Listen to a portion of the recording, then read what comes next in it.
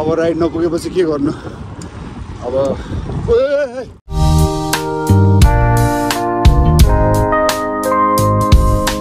so hello साथीहरू नमस्कार हजुरहरू सम्पूर्णलाई मेरो नयाँ ब्लगमा स्वागत छ र आजको यस्तो दामी सुहाना मौसममा हामी यसो जङ्गलतिर साइडमा छौँ है ट्याक्क लाएर यस्तो मजाको मौसम छ तर एकदम आज गुड मर्निङ भन्नु कि ब्याड मर्निङ भन्नु होइन म त ब्याड मर्निङै भन्छु आजको लागि किन भन्दाखेरि चाहिँ हामी यतिखेर चाहिँ माथि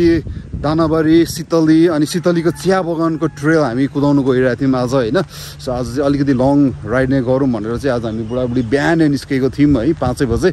सो यहाँनिर 4-5 किलोमिटर कुदाउँदाखेरि चाहिँ मेरो साइकलमा अति नै प्रब्लम आयो किन भन्दाखेरि चाहिँ मैले अस्तिको दिन मजाले साइकलको फुल सर्भिसिङ गरेको थिएँ होइन अनि फुल सर्भिसिङ गर्दाखेरि चाहिँ अलिकति त्यो सेटिङहरू नमिलेकोले कारणले गर्दाखेरि चाहिँ मेरो गियरहरू हेर्नुहोस् न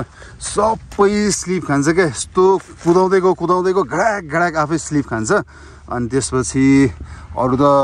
यहाँ कताबाट काटक्र कुटुक आवाज आइरहेछ होइन अनि यस्तो इरिटेट भयो क्या लगभग 6-7 किलोमिटर कुदाउँदाखेरि 20-25 चोटि गियर स्लिप खायो काटक्र कुटुक अलवेज आइ नै रहेको छ होइन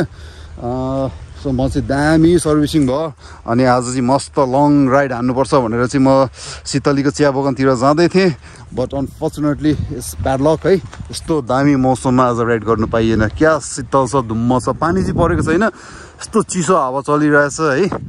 अनि आकाशमा कालो बादल छाइरहेछ है अब राम्रो चेक त कसरी गर्नु साइकल अब गाडी भए पो साउन्डले थाहा हुन्छ ती बनाएकै ठाउँमा होइन यसो एक राउन्ड कुदाउँदा थाहा हुन्छ अब साइकल यस्तो हुन्छ क्या बनाउनु त बनायो तर बनाउँदाखेरि चाहिँ एकदम दामी बनेको जस्तो लाग्छ टिलिक्क टल्केको हुन्छ होइन कुदाउँदा पनि हल्का भएको जस्तो हुन्छ तर साइकलको एक्चुअल पर्फर्मेन्स भनेको चाहिँ हामीले 4-5 किलोमिटर नकुदाइकन चाहिँ थाहा हुँदैन क्या किनभने अब बनाएर एक राउन्ड कुदाउँदैमा त्यो साइकल थाहा हुँदैन गाडी थाहा हुन्छ किनभने गाडीको साउन्डबाट पनि थाहा हुन्छ कतिपय कुराहरू त साइकलको चाहिँ त्यस्तो हुँदैन क्या साइकललाई चाहिँ 4-5 किलोमिटर नकुदाइकन चाहिँ साइकलको पर्फर्मेन्स थाहै हुँदैन सो त्यही हो मलाई पनि त्यही भयो अनि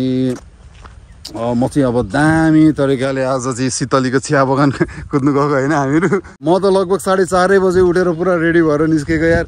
अब यहाँसम्म आइपुग्दाखेरि चाहिँ अब साइकलले नै धोका दियो होइन साइकल अब कुद्दैन के गर्नु अब साइकल नकुदेपछि चाहिँ अब हामी रिटर्न ब्याक हुनुपर्ने भयो लगभग यतिखेर हामीले त्यस्तै 12-13 किलोमिटर कुदाइरहेछौँ अब केही गर्दा पनि भएन होइन साइकलको गियर पुरै स्लिप भइरहेछ क्याटाकुटुक आवाज त अब त्यो त सहेर गयौँ जम्ला होइन तर त्यो गियर लास्टै स्लिप भयो क्या तर कुदाउ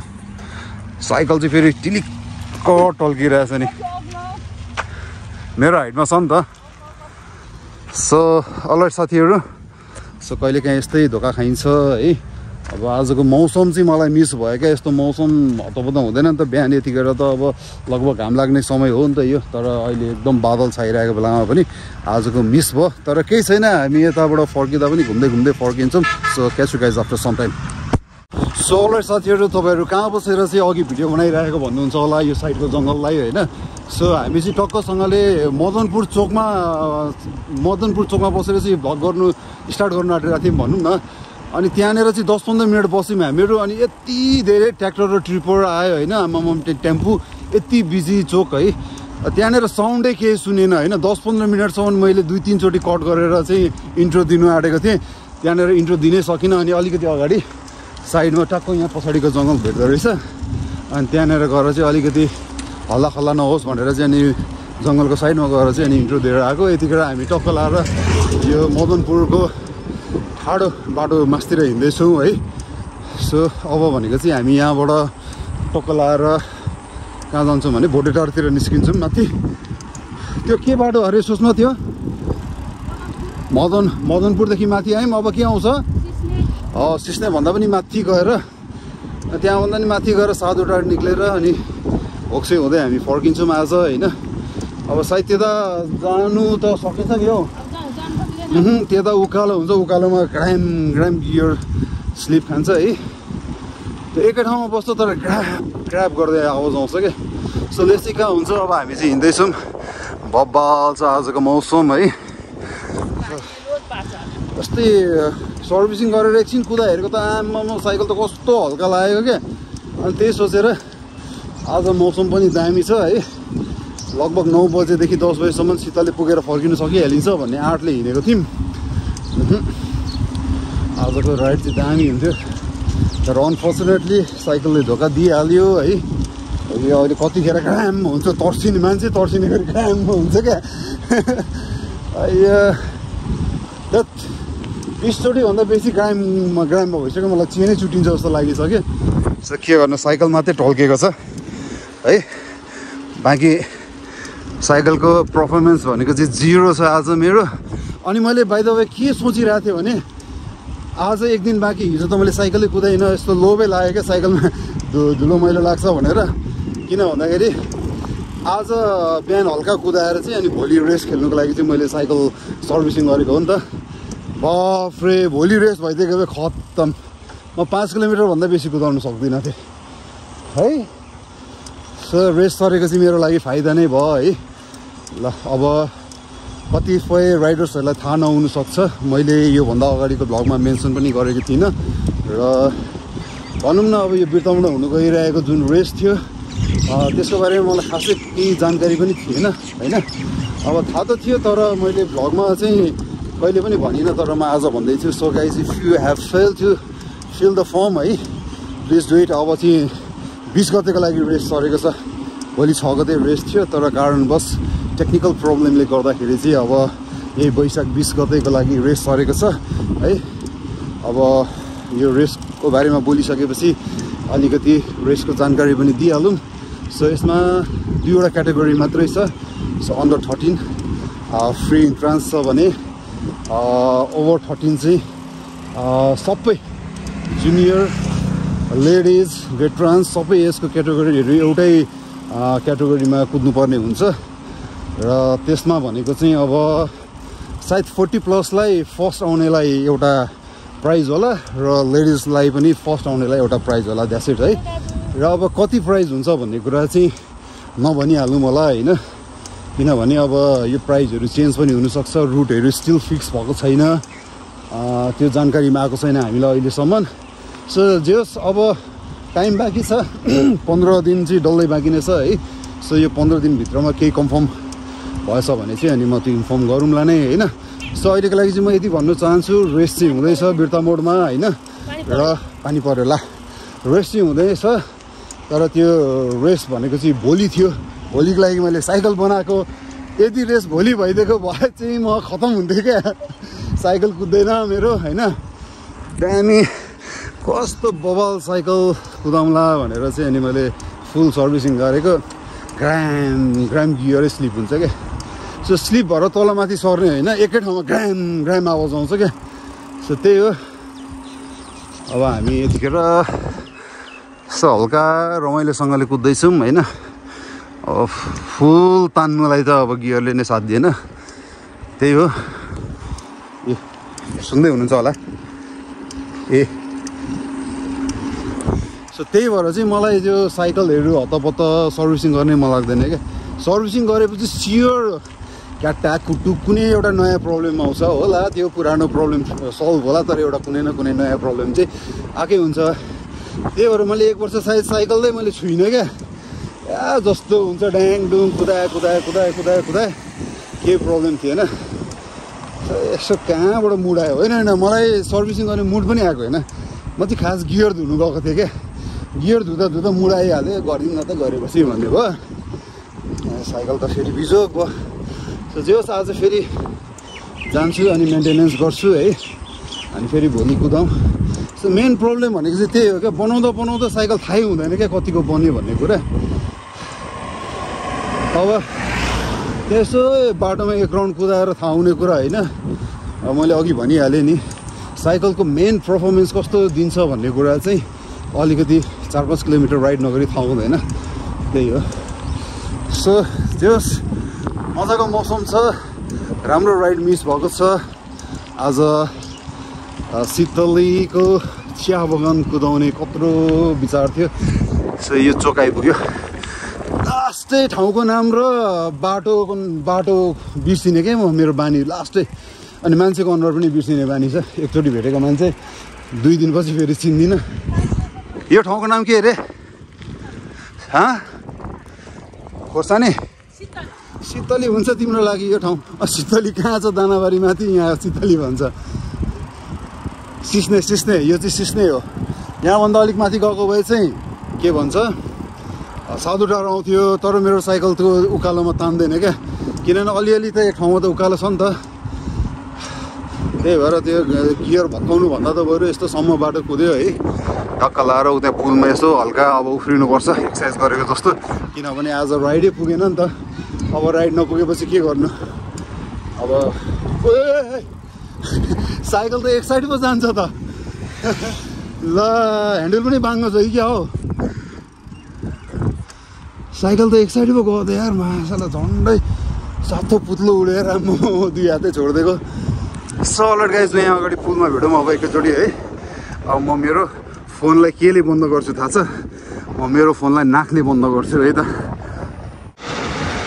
सो अलराइट साथीहरू यतिखेर हामी बिरिङ खोलाको पुलमा छौँ टक्क यो किसिमको इन्भाइरोमेन्ट छ शीतल है अनि आज भनेको यस्तो भ्लग यस्तो बनाउनु मन लागिरहेछ नि त आज मलाई होइन तर यो गाडी कति कुदेको क्या कानै खाइसक्यो आम्मामा यो ट्र्याक्टर र ट्रिपर अनि टेम्पो अनि तपाईँ नोइज सुन्नु सक्नुहुन्छ यहाँ भ्यागु त टाटा टाटा कराइरहेछ भ्यागु त होइन उ त गाडी नै हो त्यो पनि आज गाडी कति कराएको यार हामीलाई गाडीको साउन्डले पिछै छोडिरहेको छैन है हावाको साउन्ड पनि त्यस्तै छ अनि फेरि हिजो आज हजुरहरूलाई थाहै होला होइन क्यापकटले सब प्रो गरिदिएपछि नोइज रिजोल्युसन पनि गर्नु सकिँदैन केही नोइज क्यान्सलेसन केही गर्नु सकिँदैन कुनै हालतमा केही गर्नु सकिँदैन साउन्डलाई केही गर्नै सकिँदैन किनभने त्यो नोइज क्यान्सलेसन चाहिँ प्रो भइसक्यो क्या अब प्रो भइसकेपछि अब के गर्नु अब जस्तो रेकर्ड हुन्छ त्यस्तै हाल्दाखेरि चाहिँ अब पुरै डिस्टर्ब या ढ्याडा डुडु सो त्यही भएर अब तपाईँहरूलाई थाहा छ मैले लास्ट 3वटा 4वटा भिडियोदेखि चाहिँ क्यापकटलाई छोडेर क्यान मास्टर चलाउनु थालिसकेको छु त्यसमा पनि अब नोइज रिजोल्युसन गर्दाखेरि दुईजना बोलिरहेछ भने मेरो मात्रै साउन्ड आउँछ उसको चाहिँ आउँदैन अनि त्यो के भन्छ क्यान मास्टरमा चाहिँ त्यो यो भोइस क्यान्सलेसन गर्दाखेरि चाहिँ त्यो बोलेको साउन्ड पनि अडिक आउँछ क्या सो त्यही तनाव चाहिँ अब एउटा माइक चाहिएको होला कथाले माइक माग्दैछ सो अलराइट गाइस अब यस्तो मजाको ठाउँमा छौँ यतिखेर हामी मर्निङ राइडमा अब पानी पर्ने स्थिति पनि छ होइन अनि आज बेकारमा छिटो उठाइ भयो क्या हामी 3:30 बजे उठेको होइन नि 5:45 बजे उठेको भन्छ जब कि हामी 5 देखि 5:15 बजे घरबाट निस्किसकेको थियौँ त्यस्तो अवस्थामा अब उल्टो बोलिदिन्छ क्या 5:45 छिटो कि 5:30 छिटो भन त 5:45 छिटो अब योभन्दा बेसी नबोलौँ 5:45 छिटो अरे 5:30 बजे भन्दा अब योभन्दा बेसी बोलियो भने चाहिँ अब के हुन्छ भन्ने कुरा सबैलाई थाहा छँदैछ है अब Sunday is longer than Monday भने जस्तो भइगयो नि अब यहाँनिर पुरा गिटी बालुवा लोड हुँदैछ ट्रिपरमा होइन बिहान त यो बाटोमा आएर भ्लग बनाउँछु भनेर नसोचे पनि हुने रहेछ सो साथीहरू अघि मैले 2 हात छोडेर झन्डै लडेँ होइन यो ह्यान्डल भाङ्गेर बाफ्रे 2 हात पक्र्दाखेरि त यो ह्यान्डल यस्तो कडा रहेछ क्या यता र उता दायाँ बायाँ घुमाउनै सकिँदैन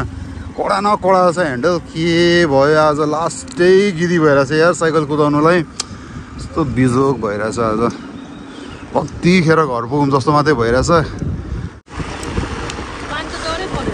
पानी त यता डरै परेछ है अब के गर्नुमा लेन्समा पनि पानी लागिसकेछ फेरि नाकले बन्द गरिदिउँ अनि लागौँ अनि सालबारीतिर गएर भेट्नुपर्छ त्यहाँ गएर चिया खानुपर्छ है ल साथीहरू सालबारीमा भेटौँ अब सो अलर्ट साथीहरू यतिखेर चाहिँ टक्कसँगले पानी परेर चाहिँ हामी यहाँनिर ओथ लागिसकेको छौँ है र ट्याक्का लगाएर मैले साइकल पनि यता सेट साइडमा राखिदिइसकेको छु एज यु क्यान सी है माथिबाट पानी छेकिन्छ त्यता सो त्यहाँ भिजिरहेको छैन सेतै देखिरहेछ सो सुषमा चाहिँ त्यता भित्र गएर बसिरहेछ सो पानी सर निकै ठुलै परै सबै भिजिसकेको छ सो मजाले देख्नुहुन्छ भिजेको है अब के गर्नु अब त्यसै ढिलो उसै ढिलो अब चिया खाने ठाउँमा गएर पानी पर्दिएको त एकछिन भए पनि टाइम सेभ हुन्थ्यो के हो मौरी पो आउँछ कि अब आँखामा सब के गर्नु यहाँनिर अब पानी कतिखेर पर्खिन्छ भनेर वेट गरिरहेको अवस्था छ साइकलले धोका दिएर भिजोक धन अब त बेसी स्लिप खानु थालेर रिस उठिरहेछ भने नि अब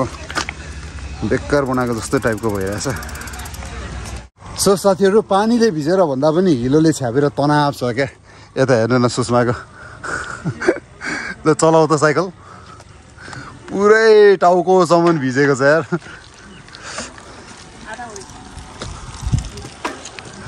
छाता उडेको अरे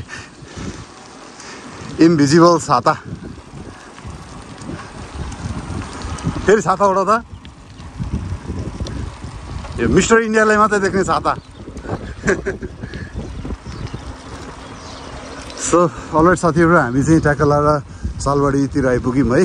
र अब भनेको चाहिँ हाम्रो रेगुलर टी सपमा गएर हामी अलिकति चिया खान्छौँ है जिउलाई अलिकति तताउँछौँ अनि त्यसपछि फेरि घरतिर लाग्छौँ सो आजको राइड त्यस्तै भयो है साइकलले धोका दियो आफ्नो सोचेको टार्गेटमा पुग्नु सकिएन केही छैन अब त्यसलाई सोमबारको राख्नुपर्छ होला सोमबारतिर जानुपर्छ छुट्टीको दिन मस्तसँगले शीतलीको चिया बगान थियो र है सो अस्ति हामीले त्यहाँ गएर लाखे सिकाएको थियौँ नि त त्यो चिया बगान बल दामी छ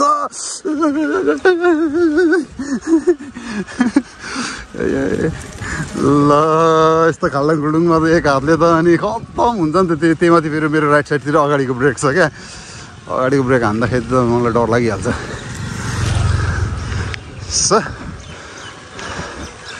त्यो लेन्समा चाहिँ टक्क लाएर पानीको थोपा परेछ